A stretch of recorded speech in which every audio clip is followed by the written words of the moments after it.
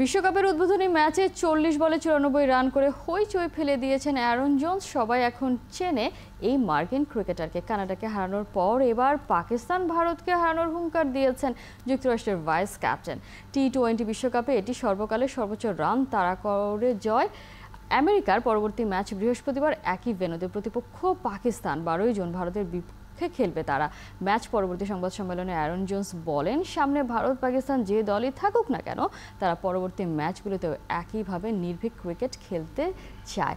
জোন্সের জন্ম যুক্তরাষ্ট্রে হলেও তার ক্রিকেটের হাতে খড়ি ওয়েস্ট ইন্ডিজে। 2016 সালে কম্বাইন্ড ক্যাম্পাসেস এবং কলেজেসের হয়ে প্রথম শ্রেণীর ক্রিকেটে নিজের অভিষেক ঘটান জোন্স। শাই হোপ হোল্ডারদের পাশে খেলেছেন বার্বাডোস দলের হয়ে।